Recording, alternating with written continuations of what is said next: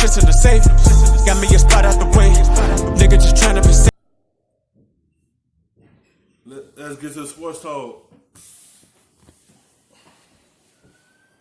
Leaving to enter the NFL draft. He's a top 5 NFL prospect at the position, according to ESPN's Mel Kiper Jr. He announced the move on Thursday. Going to forego his senior season, enter the draft. Kiper's got him listed as the number 4 quarterback in the 2020 draft class. I'm not as sold on Eason. I think he and Herbert are fairly comparable. Maybe some neck-up questions. How are they going to perform in the NFL? The physical ability is certainly not a question. I think sometimes the hardest evaluations in NFL quarterback prospects are the guys that are not good enough to be first-round picks or clear-cut, obvious first-round picks, but slide right into the second round. Because you say to yourself, all right, a top 65 pick in the NFL draft at any other position is considered, in many cases, a day one starter. Yet as a quarterback, that player could wind up being a career backup, or it could wind up being a 15-year starter at the most important position in the sport. So really interesting. One thing he could vouch for is his arm and his accuracy. That's what teams will look for in Easton.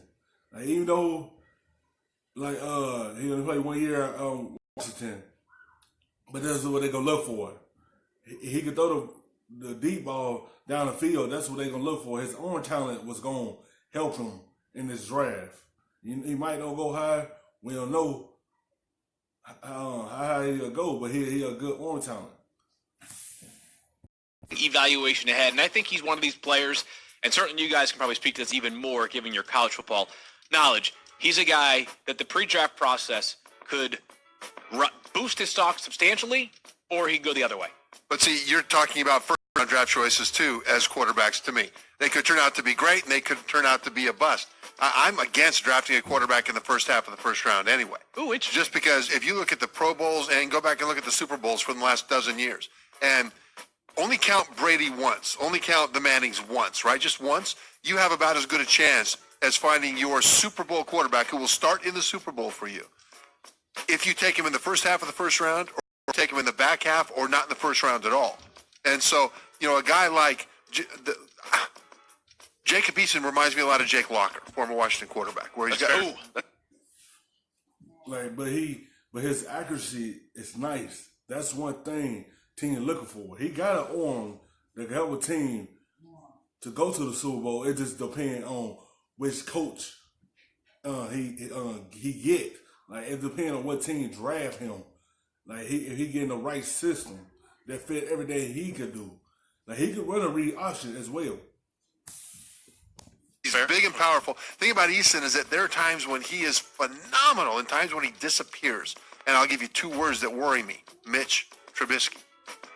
Why does that worry you? In Chicago as well, yeah. Right, because Trubisky's the same way. And in college, he was a lot like that in North Carolina, where there were times when he was just gone in big moments. It's like they played with 10 guys. Not that he played poorly.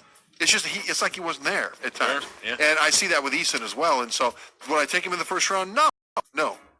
Eason was the guy who really started it all at Georgia, started the transferring, left for Washington because that's all they're going to want for him is consistency. That's the only thing that probably can hurt him a little bit because he disappeared at times. You got to be consistent as well. That's probably what hurt him as well. Like, we don't know. He might go in the second round. He ain't really much talk about like that. That's the only thing that hurt him. For real, but I feel like his arm talent is going to help him in this draft.